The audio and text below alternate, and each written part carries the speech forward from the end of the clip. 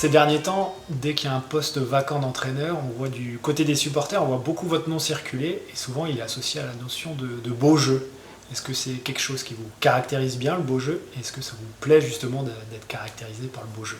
En tout cas, c'est une recherche. C'est une recherche de ma part là-dessus pour essayer de chercher à jouer, comme on dit, et de faire du spectacle. Il y a cette volonté-là, quoi. Oui.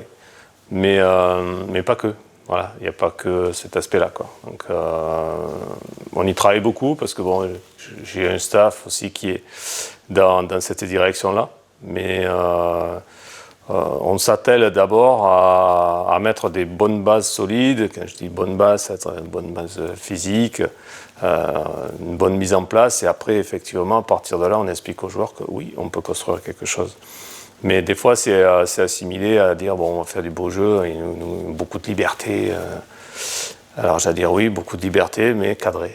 Est-ce que dès le début de votre parcours, votre ambition c'était d'entraîner en pro, et en l'occurrence en Ligue 1?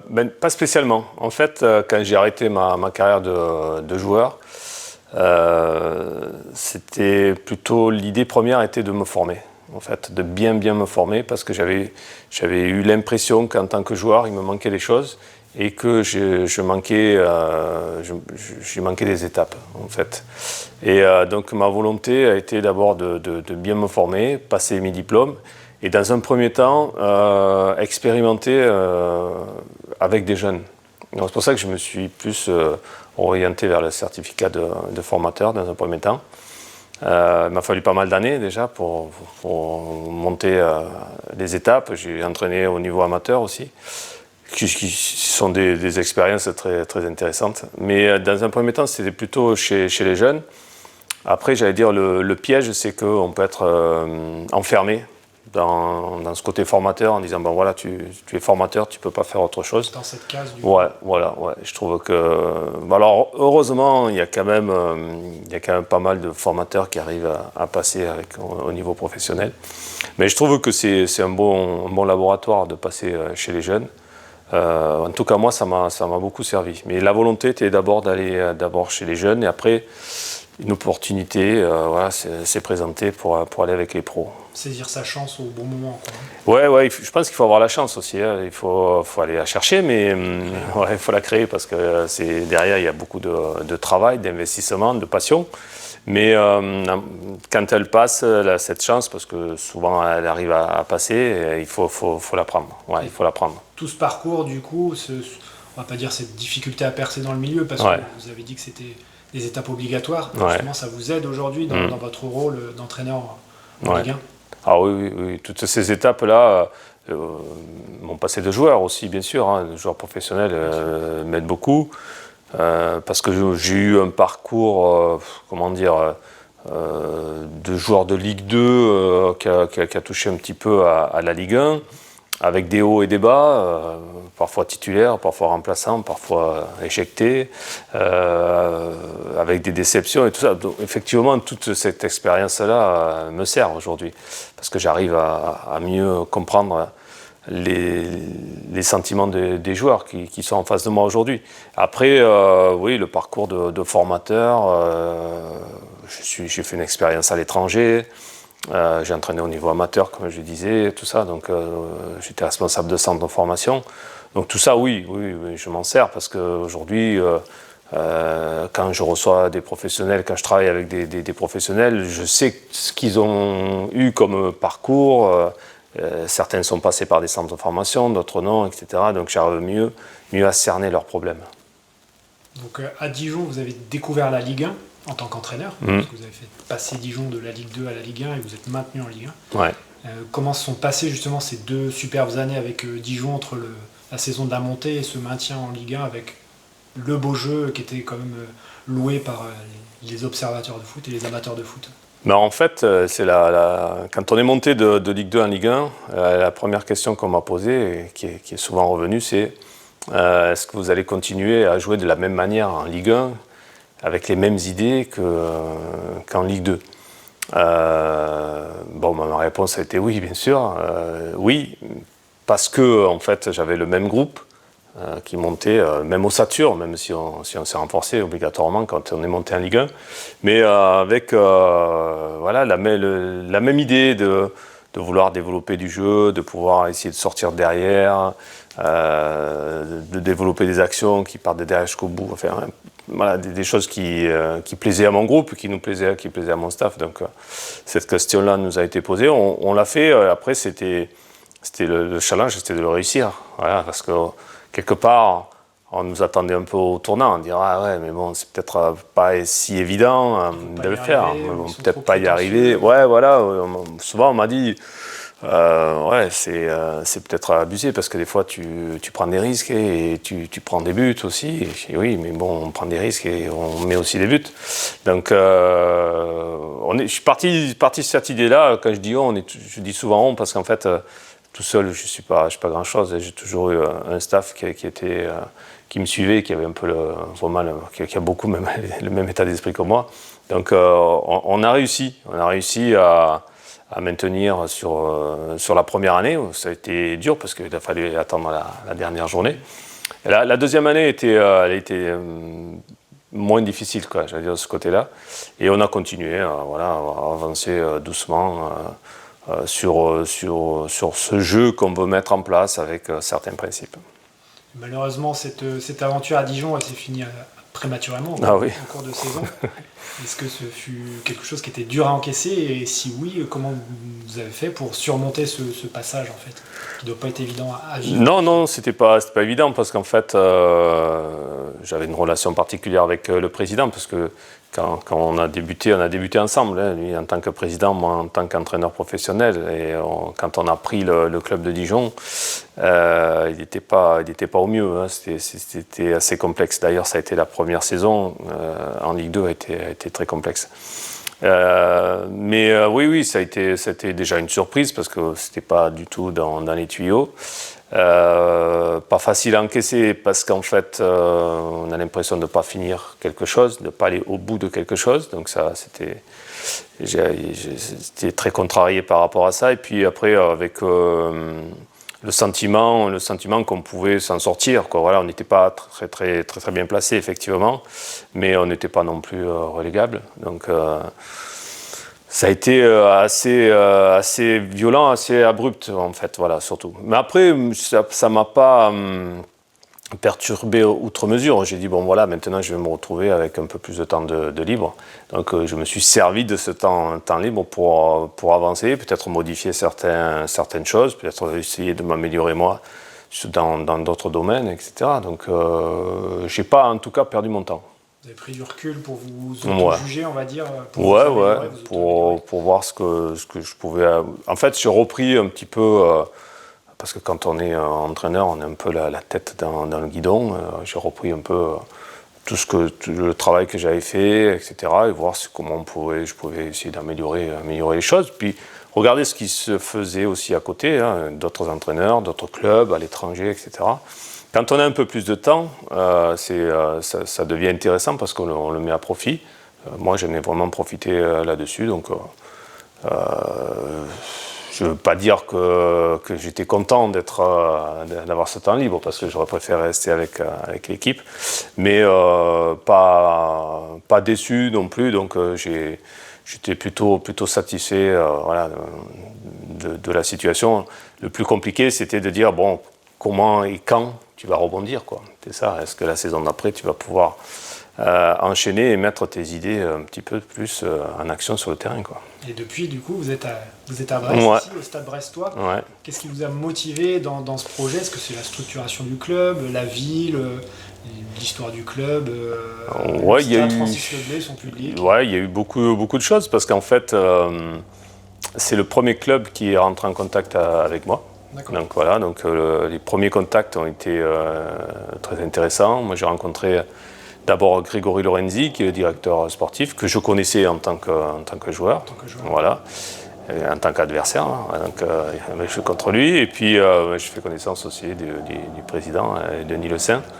Donc ça aussi, le contact, c'est important. Ça s'est bien passé. Ils m'ont présenté leur projet. Bon, je connaissais Brest de par son histoire, effectivement, un club qui avait brillé dans les années 80-90. Donc voilà, moi ça j'oublie pas, il y avait quand même quelques bons joueurs. Voilà, après je connaissais aussi, pour les avoir joués, l'ambiance qu'il peut avoir à Le Blé. Ça m'avait beaucoup plu parce qu'il y avait ce côté anglais, avec le stade, la forme du stade, la proximité des gens, le poids du public qui pèse sur le terrain. Et j'avais trouvé ça très, très positif, en fait. Donc ça m'a attiré. Et puis aussi, outre Brest, et j'allais dire presque toute la région, le département en tout cas, sur les garçons, c'est des gens qui sont passionnés de football. Voilà, donc c'est une terre de foot. Donc ça m'a attiré. Puis après, bon, le projet, je regardais un peu sur le moyen terme, le long terme. C'était bien aussi parce qu'il y a un projet de terrain, enfin de stade qui va arriver certainement. Les structures ici qui se sont améliorées, donc voilà, on s'entraîne sur un hybride, voilà, qui est une plaine de jeu plus un grand terrain en bas. Il y avait quand même pas mal d'avantages, donc c'était un beau challenge à relever. Après, il y avait quelque chose de très original, c'était une équipe qui montait, mais qui laissait son entraîneur et qui en mettait un autre. Donc ça, c'était un double challenge, ça c'est quand même très particulier, et c'est plutôt rare. Et pour moi, ça a été, voilà, comment prendre cette équipe qui monte, qui a été brillante et performante, hein, ouais, et notamment sur le plan du jeu en termes de collectif, parce que je connais bien Jean-Marc Furlan aussi, et sa philosophie. Donc, voilà, challenge de continuer et de pouvoir rester en Ligue 1 avec cette équipe-là, hein, tout en essayant de jouer, parce que je savais qu'à Le Blé, c'est quand même un public qui veut voir du jeu. Donc ça m'a intéressé, ça aussi. Ouais. Et justement, dans cette arrivée un petit peu particulière, comment vous avez procédé par rapport au groupe en place et à l'objectif du club dans cette montée en Ligue 1 ? Comment vous êtes inséré dans ce projet-là En fait, c'est tout à fait ça. C'était à moi à m'insérer dans le projet. C'était à moi à monter dans le train qui était en marche, en fait. Et l'idée de travailler avec ce groupe-là, d'abord, c'était de l'accompagner, mais de garder son élan, en fait, et pas d'arriver et de bousculer les habitudes, en fait, donc avec le staff.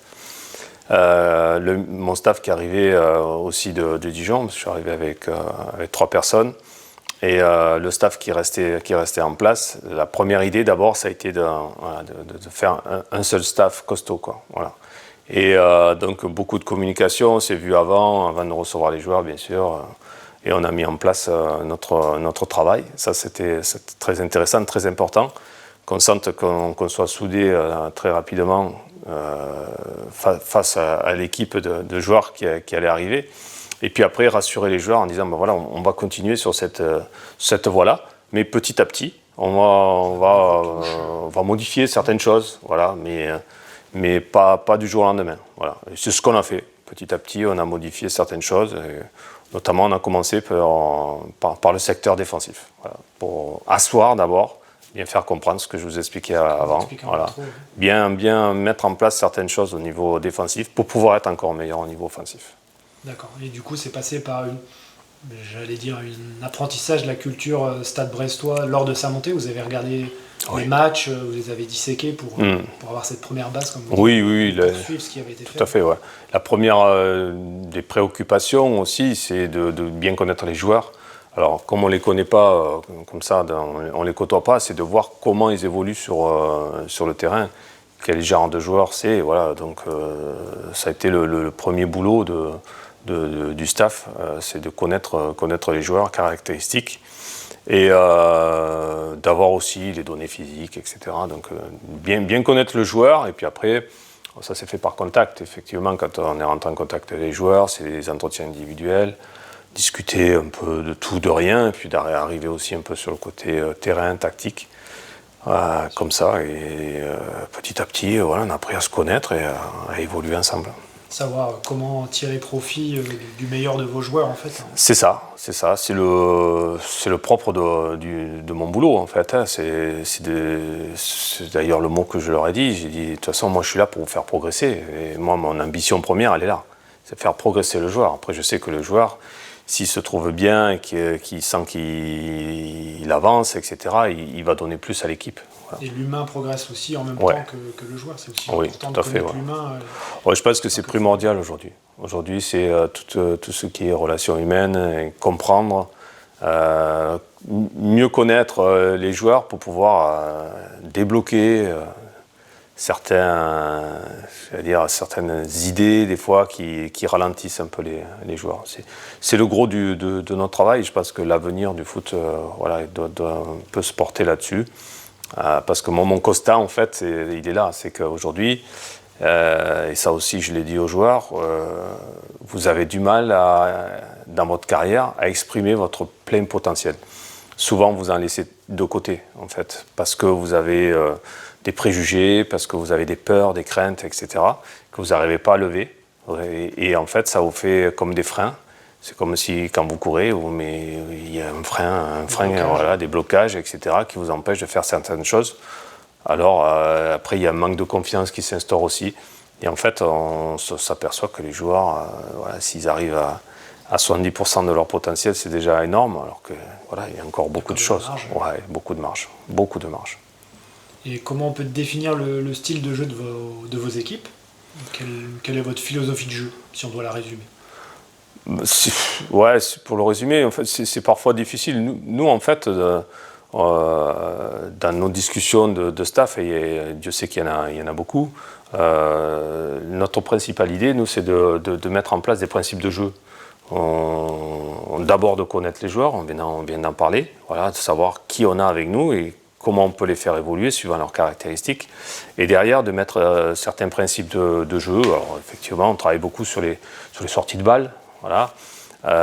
Sur l'évolution après, sur la progression vers l'avant, et puis après sur certains principes aussi sur la finition. Donc, en fait, tout ça fait effectivement une sorte de philosophie de jeu qui est faite sur le plaisir que l'on doit donner au public, mais qu'on doit aussi y prendre. Quoi. Moi, quand on a fait une rétrospective un peu de notre saison, avec les buts que l'on avait marqués, etc. Effectivement, donc quand on voit qu'on part de derrière et qu'on finit sur un but, en fait c'est ça, on sait ce qu'on veut. Et je pense qu'on voit le public sur les images qui est content. Nous, c'est ce qu'on recherche. Et les joueurs, ils sont aux anges aussi. Donc c'est cette idée-là en fait qu'on recherche. Donc après, on n'est pas. Moi, je suis pas fixé en disant il faut absolument que repartir de derrière. On a encore parlé ce matin ou hier, puisqu'on a fait de la vidéo. Il faut qu'on soit stratégique. On sait qu'on rentre dans de la compétition. Donc la compétition, ça veut dire qu'on est aussi observé par l'adversaire. Donc il faut que nous, on s'adapte à certaines situations et qu'il ne faut pas qu'on s'interdise non plus, par exemple, de jouer long. Ça fait partie du jeu. On a montré des buts où on a joué long parce qu'on avait été malin. On avait sauté des lignes, on avait été malin, etc. Donc ça fait une sorte de philosophie de jeu où on demande en fait aux joueurs d'avoir une sorte d'intelligence, et de travailler entre eux. Bien sûr, on leur demande la cohésion et tout, mais toutes les équipes demandent ça. Mais nous, ce qu'on veut, c'est que les joueurs ils nous aident aussi un petit peu à dire ça j'aime bien, ça j'aime pas.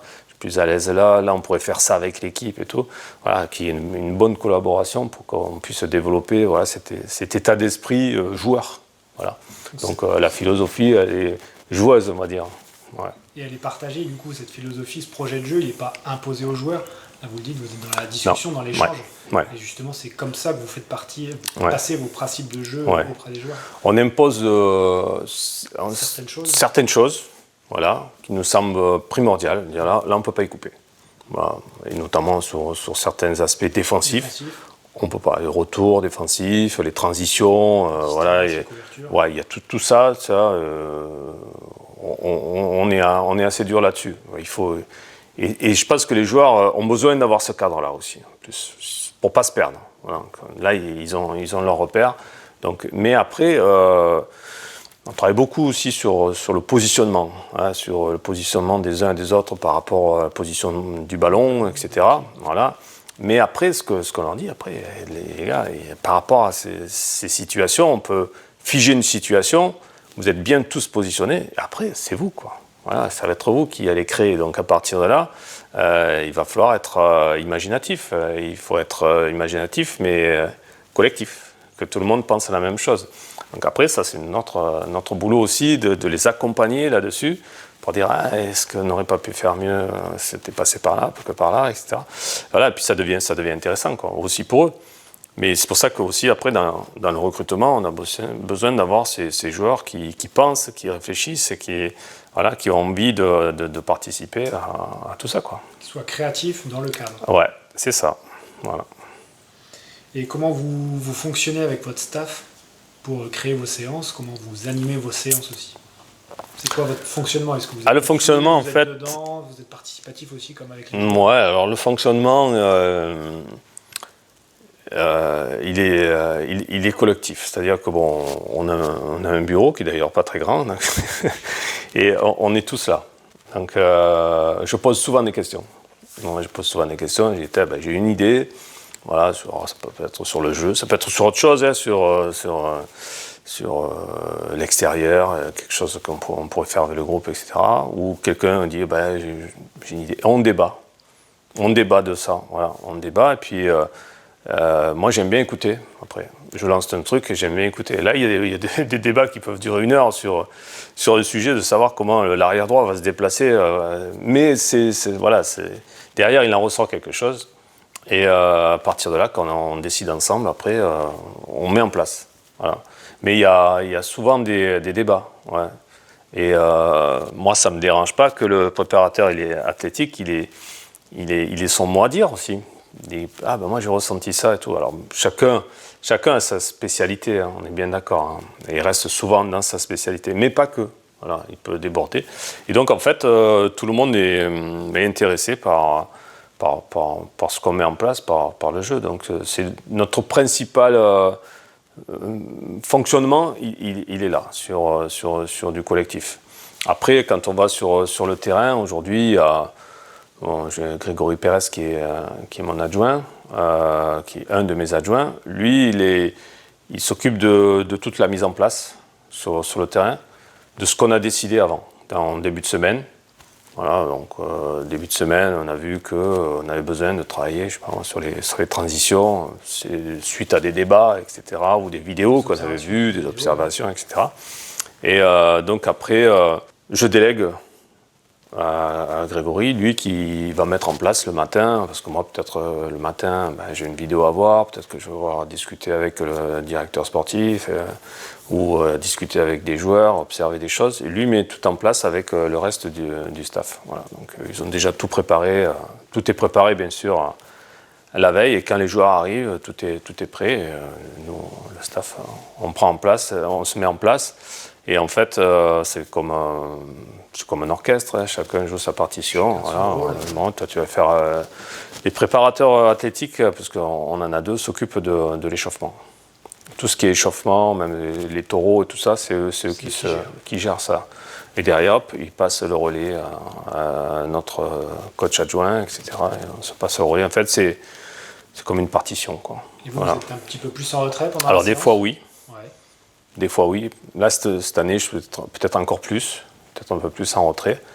Et parfois, hier c'est moi qui ai pris la séance, un peu plus quand c'est tactique, où je vraiment appuyé sur certains endroits, ou quand je vois quelque chose qui me plaît ou qui ne me plaît pas, voilà, j'interviens. Voilà. Mais j'essaie d'intervenir le moins possible. J'interviens au début de l'entraînement, des fois à la fin, si je sens qu'il y a quelque chose à dire. Sinon moi, mon travail, il est un peu aussi sur des présentations vidéo. Voilà, donc je travaille avec l'analyste vidéo et même mes adjoints, et on met en place des vidéos quand on ressent que ça n'a pas été spécialement bien compris ou qu'on a besoin de mettre des images sur quelque chose. Et là, bon, moi je dirige la séance vidéo là-dessus, quoi. Ouais. Et on sait que le calendrier de la Ligue 1 est quand même assez chargé, vous avez des matchs tous les week-ends, des fois en semaine même. Est-ce que par rapport aux séances d'entraînement, c'est une adaptation constante aux problématiques du moment? Est-ce que vous arrivez quand même à travailler de temps en temps sur de la planification sur 2, 3 semaines, 4 semaines? Non. Je pense que sur 3-4 semaines, c'est trop long. On sait ce qu'on doit travailler. Par exemple, là on est dans une planification. Voilà. En gros, là, on est parti depuis le début de la reprise, plutôt sur l'idée, l'équipe n'a pas le ballon. L'équipe n'a pas le ballon, qu'est-ce qu'on fait? Voilà. Bon, après, on sait qu'on est, voilà, on est passé, on a le ballon et on met des grands principes en place. Donc on sait qu'on a une planification parce que là, les matchs amicaux ne sont pas importants. C'est-à-dire, ils sont pas, c'est pas des matchs, c'est des matchs d'entraînement, on considère. Point à la fin du match. Ouais, voilà. Donc, mais après, quand on rentre en compétition, on est plutôt à travailler sur le match qu'on a joué, l'analyse. Il y a toujours une analyse derrière et un retour aux joueurs. Ça, c'est primordial. Ouais, il faut faire un retour. Il ne faut pas qu'il soit long parce que sinon ça décroche, mais il y a un retour. Ils sont en attente de ça à chaque fois. Ah, maintenant, oui. Maintenant, oui. Ouais, on sent que si on enlevait, bon, là, il n'y a rien. Ouais. Ils ont besoin d'avoir, déjà, je pense qu'ils ont besoin d'avoir mon sentiment. Qu'est-ce qu'il en pense, le coach, je pense qu'ils ont besoin d'avoir ça. Alors, d'accord, pas d'accord, après, il peut y avoir discussion. Mais ils ont besoin d'avoir notre sentiment. Voilà. Après, à moi de juger s'il faut encourager, taper dessus, etc. Mais ouais, ce sera plus du ponctuel, après, si on revient sur la question. Là, cette semaine, il nous a vraiment manqué. Voilà, les retours défensifs sont trop lents, etc. Il faut qu'on travaille là-dessus. Donc on va orienter notre travail là-dessus. Ouais, voilà, mais on ne va pas rester dans une planification. Un entraîneur pro, ça dirige un nombre incalculable de séances par saison. Ouais. Comment ne pas être répétitif et rébarbatif tout au long de la saison? C'est une bonne question. C'est une bonne question. Et en plus, c'est un sujet qui revient souvent chez nous. Et là, c'est pour ça que j'ai besoin de la réflexion et de la vision de tout le staff. Voilà. Donc l'idée, c'est on fait rarement les mêmes séances. En tout cas, d'une semaine à l'autre, ce ne sera certainement pas la même chose. J'ai horreur de cette routine-là, en fait. Et pourtant, c'est des sujets entre coachs qu'on peut discuter. Je sais que, on va dire, dans les années 80 et tout ça, c'est vrai que des fois, c'était le mardi on fait ça, le mercredi on fait ça, le jeudi on fait ça. Moi, je pense que ça a vraiment évolué parce qu'en fait, les jeunes, les joueurs évoluent. Il y a des générations différentes et ils sont plus sur du zapping. Ça, il faut que ça aille vite d'un côté et de l'autre, qu'on change. Et pour les tenir éveillés, nous, en fait, on est constamment sur des surprises, quoi. Voilà. Il y a pas, j'ai pas du tout envie de m'ennuyer. J'ai pas envie d'ennuyer non plus les joueurs. Par contre, après, il y a des choses où il faut passer. Bon, ce matin, il y a une séance physique où on fait du 30-30. Incontournable dans la Il faut y aller. Voilà, donc on le dit, les gars, voilà, mais il faut le faire, etc. Derrière, certainement que dans notre idée, on va mettre du jeu, on va mettre du ludique. Mais donc il y a certaines séances qui sont un peu plus difficiles. Mais il faut se renouveler constamment, effectivement. Dès qu'il y a une lassitude, et on fait attention à tout, parce qu'en fait, la lassitude, elle peut venir aussi d'une semaine où il fait mauvais temps. On n'a pas gagné. On a perdu, mauvais temps, il y a des blessés, voilà. Et il faut aller chercher autre chose. Est-ce qu'il ne faut pas faire une sortie? Est-ce qu'il ne faut pas, je sais pas moi, se délocaliser?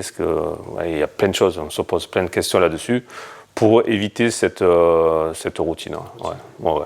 Je pense qu'il faut vraiment se creuser l'esprit. Aujourd'hui, on a plein de moyens aussi pour faire autre chose. Sortir du cadre de temps en temps, ça fait pas de mal. Et ça me fait penser justement à votre relation aux joueurs. C'est quoi votre style de leadership, du coup, en tant qu'entraîneur principal avec vos joueurs? Alors, j'essaie comme je l'ai dit, de connaître au mieux les joueurs. Il y a des joueurs qui ont besoin qu'on les rassure et qu'on discute assez régulièrement avec eux. D'autres moins. Voilà, qui ont besoin de moins de contact ou qui fuient un peu le contact. J'essaie, moi, de pas les ennuyer, mais en même temps de garder constamment un contact avec tout le monde. Ceux qui jouent pas, etc. Surtout ceux qui jouent pas d'ailleurs. C'est eux qui ont plus de problèmes en fait dans leur tête après, dire je joue pas, c'est compliqué, j'ai une carrière à mener, etc. Mais j'aime bien avoir leur ressenti. Après le problème, c'est que un joueur de foot, ça se livre pas beaucoup, notamment à son entraîneur. Voilà, ça c'est un peu le souci parce qu'en fait il veut pas montrer ses faiblesses, sinon peut-être je vais pas jouer parce que j'ai dit ça. Donc en fait il y a de la communication aussi indirecte avec l'ensemble du staff médical notamment, etc. qui de temps en temps peut me faire remonter un problème ou deux, voilà, des trucs comme ça. Mais j'aime bien être au contact des joueurs, discuter. Alors ce sera rarement des longues discussions, sauf s'il y a un cas particulier. Mais savoir si ça va, s'il y a des choses qu'il aimerait avoir différemment, quel est son avis, etc. Et ça, je pense qu'aujourd'hui, il faut même l'accentuer, ça. Il faut garder cette relation humaine qui est importante, tout en sachant que, bon, voilà, il y a des joueurs et un entraîneur qui décide, de toute façon... Ça, ils savent qu'ils connaissent la règle du jeu, quoi. Le but, c'est de garder la cohésion du groupe, que le groupe reste une équipe, finalement. Comment vous faites pour entretenir et conserver ce bien-être dans ce groupe, en fait? C'est pas quelque chose qui est évident, c'est un problème d'équipe, un collectif, fait d'individualité. Et ils sont à la fois partenaires et aussi en concurrence. Donc c'est quand même une problématique qui est pas simple. Automatiquement, dans la saison, entre guillemets, il y a des bugs. À un moment donné, tout le monde n'est pas content, parce qu'il y en a 11 qui vont jouer. On en a 25 ou 26. Donc et automatiquement, donc, ça rentre derrière par de la discussion. L'objectif, pour moi, c'est qu'ils avancent. Même s'ils ne jouent pas, ils doivent avancer, ils doivent progresser. Et je vais exagérer, mais le joueur qui n'a pas joué de l'année, il faut qu'il ait appris quelque chose, voilà, qu'il n'ait pas gaspillé son année. Voilà. Et qu'il travaille aussi sur son image, parce qu'en fait, je lui explique qu'on est dans un cercle fermé qui est le football, voilà, où tout le monde se connaît, où on a des renseignements très rapidement sur les uns sur les autres, que sa carrière elle va durer 10-12 ans, et que lui, il a besoin aussi d'entretenir cette image-là, et qu'il a besoin de travailler. Voilà, il doit s'investir dans le travail et dans son comportement. Voilà. Moi, j'essaye d'expliquer au mieux aux joueurs là-dessus. Chez certains, ça passe mieux que d'autres, bien sûr, ils sont tous différents. Et pour essayer en gardant ce lien, on arrive à entretenir une certaine cohésion après dans l'équipe, une certaine solidarité, même si je dis qu'ils sont en concurrence les uns avec les autres. Moi, j'ai vu la saison dernière des garçons qui étaient en concurrence directe et qui, en fait, s'aidaient l'un l'autre, en fait. Et ils sont gagnants-gagnants, en fait. Les deux gagnent parce que, dans la saison, les deux ont joué en plus. Et en fait, ils sont tirés vers le haut, les deux. Donc là c'est une concurrence intelligente. Et là, on arrive à faire quelque chose de vraiment intéressant dans cette cohésion.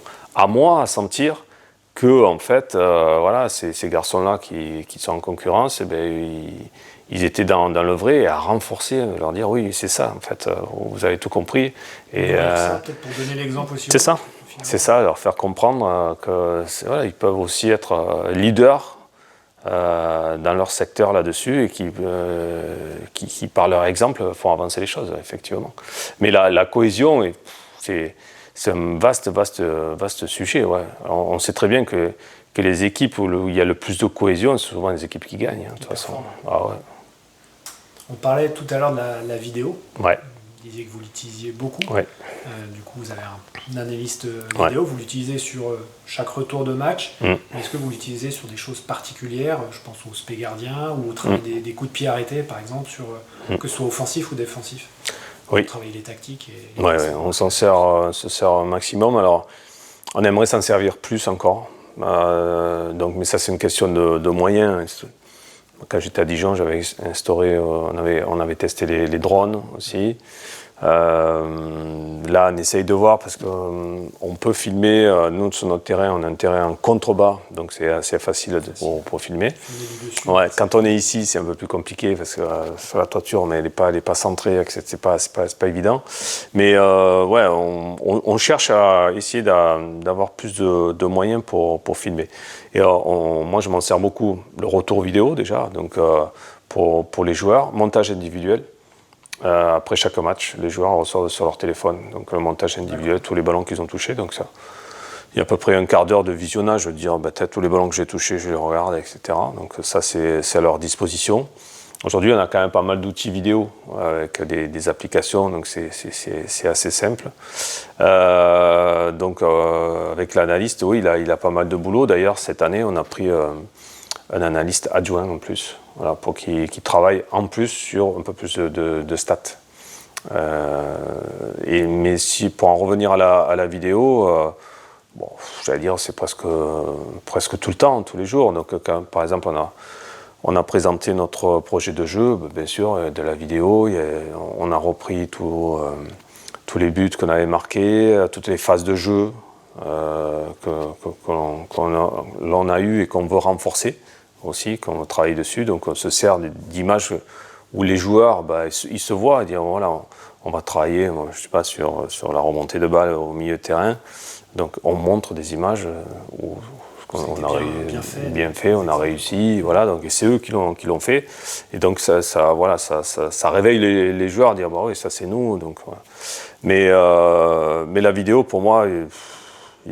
J'ai travaillé de suite avec de la vidéo, donc il me fallait un analyste vidéo, et d'ailleurs celui-même que j'avais à Dijon. Hein. Donc lui s'est amélioré, on s'est amélioré ensemble là-dessus, et puis la technologie s'est améliorée là-dessus, et en fait il faut vraiment se tenir au courant parce que d'une année sur l'autre il y a encore plein de choses qui évoluent, des outils en plus.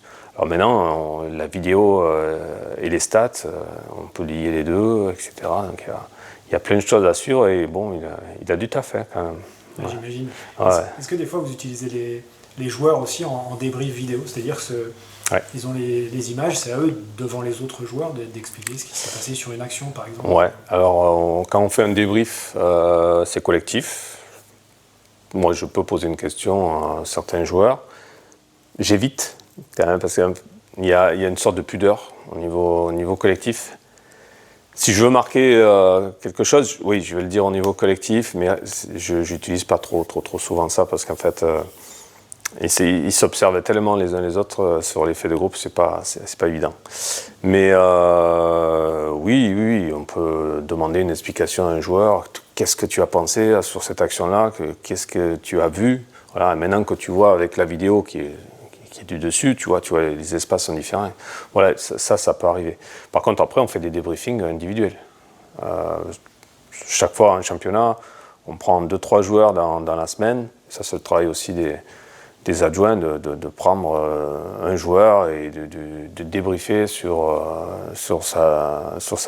les ballons qu'il a touchés, sur quelque chose de spécifique ou sur tous les ballons qu'il a eu, et de se servir de la vidéo, puisqu'aujourd'hui, on a tous un ordinateur. Oui. C'est très rapide, hop, on se pose, je te vois sur une action. Moi, des fois, ça m'arrive de voir sur une action, quoi. Je dis, hop, on se voit, ouais, même pas le temps de s'asseoir, tu vois, j'ai pas compris, ah ouais, mais j'aurais dû faire ça. Oh, c'est bon, ok, c'est bon. Ça dure 3 minutes. 3 minutes. Voilà. Et des fois, ça peut durer 1 heure.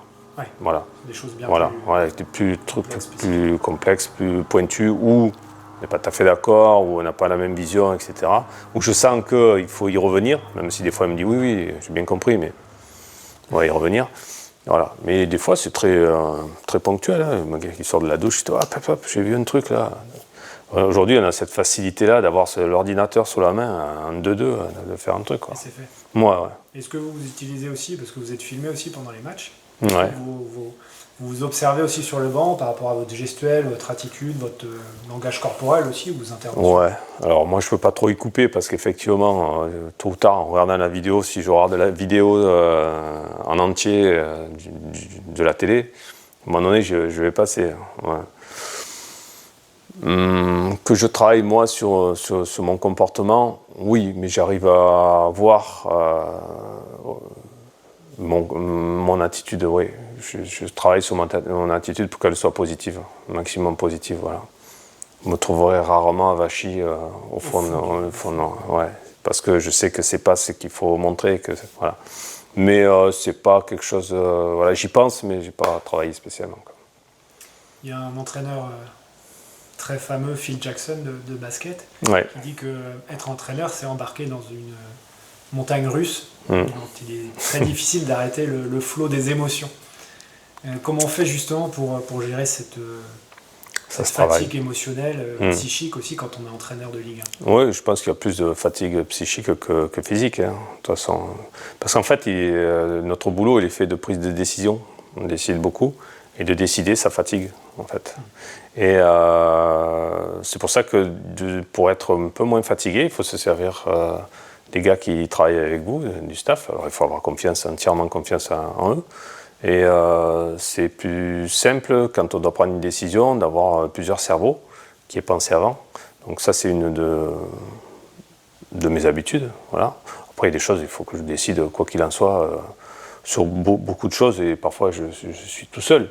Après, bon, moi, ça ne me dérange pas d'avoir, parce que c'est dans mon caractère aussi, de pouvoir être seul et de pouvoir réfléchir un petit peu. Après, il faut travailler sur soi-même aussi. Il faut être capable de prendre du recul, peut-être de travailler sur certaines techniques. Voilà, moi, je peux travailler un peu sur du yoga, voilà, sentir quand j'ai besoin de souffler. De temps en temps, je prends mon vélo, je vais faire un tour. Voilà, je vais faire autre chose. Bon, quand on est dans le foot, on fait du foot. Hein. Et il y a toujours quelque chose à la télé pour dire « Ah, il n'y a pas de match, ça ?» Si, il y a un match. Ah, bah, ouais, c'est l'excuse pour aller voir le match, au lieu de faire autre chose. Mais après, moi, j'ai aussi j'ai ma femme qui était avec moi quand j'étais joueur de foot, donc qui connaît bien le milieu. De temps en temps, elle me tape sur l'épaule, il va falloir un peu calmer. Donc voilà, il y a des petits rappels comme ça aussi qui sont importants. Après, moi, je fais un peu de méditation aussi. Voilà, pour prendre simplement du recul, il faut savoir souffler. Je fais du sport, je suis bien placé, on a une salle de muscu. Voilà, le soir, quand il n'y a plus personne, j'aime bien en fin d'après-midi faire un peu de petite séance de muscu, 20 minutes, 25 minutes, un peu d'abdos, etc. Voilà, il y a toute une gymnastique aussi à mettre en place. Il faut pas être toujours au taquet. Voilà, je pense sortir la tête de l'autre. Ouais, parce qu'en fait, comme on doit décider, si on est toujours dedans, en fait, on ne voit plus rien. Voilà. Moi, j'aime la peinture, donc je peins un petit peu, et c'est pareil, c'est comme si, quand je peins, je suis toujours sur le tableau, je ne prends pas de recul. Le jour où je vais prendre du recul, je dis, ouais, c'est moche, je me suis trompé. Donc, en fait, c'est un peu cette image-là, quoi. Donc, il faut savoir. Mais je pense qu'il faut se tenir au courant, il faut lire, il faut s'informer. Voilà, aujourd'hui, il y a Internet, effectivement, il faut pas se perdre non plus, d'aller n'importe où, mais je crois qu'il y a des choses intéressantes à prendre, et il faut se former constamment. Voilà. Se former pour les autres, mais il faut se former aussi pour être meilleur. Pour être meilleur, des fois, il faut gérer ses émotions différemment. Vous avez répondu à mes 3 prochaines questions. Donc c'est fini. Il en reste. Alors, est-ce qu'il y a eu des personnes clés dans votre apprentissage, des entraîneurs ou d'autres disciplines qui vous ont donné envie d'être entraîneur et qui vous ont fait améliorer vos capacités, vos compétences d'entraîneur? Déjà, moi j'ai beaucoup d'admiration pour les entraîneurs que j'ai eus quand j'étais petit. D'accord. Sur mes éducateurs.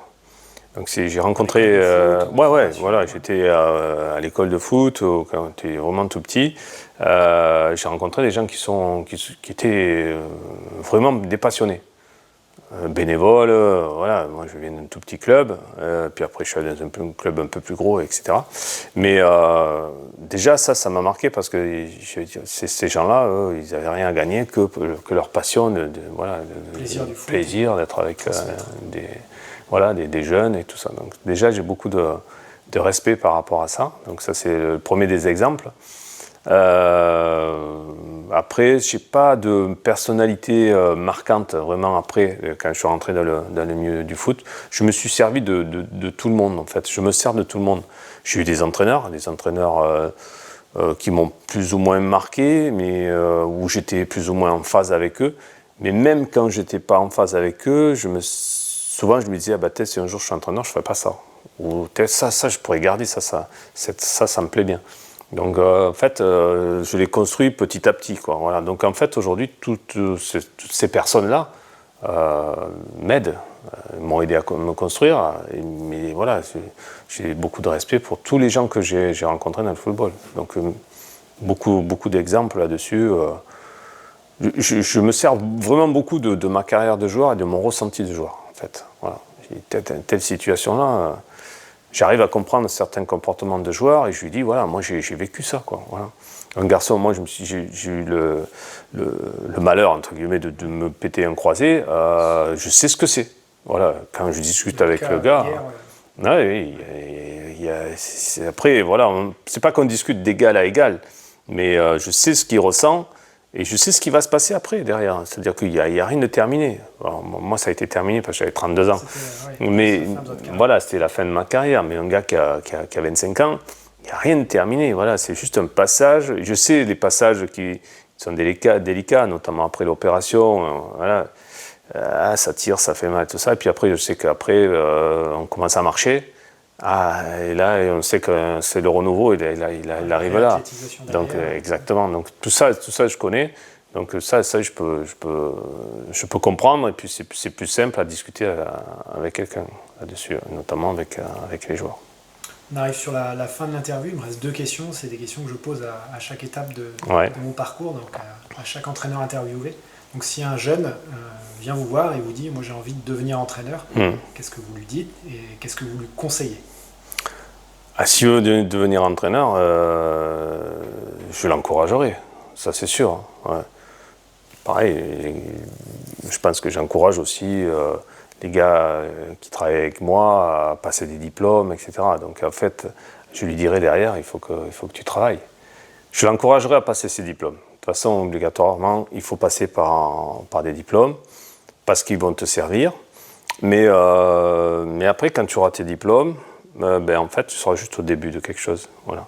Et après, il faut que tu te formes constamment. Alors, ça, c'est le conseil.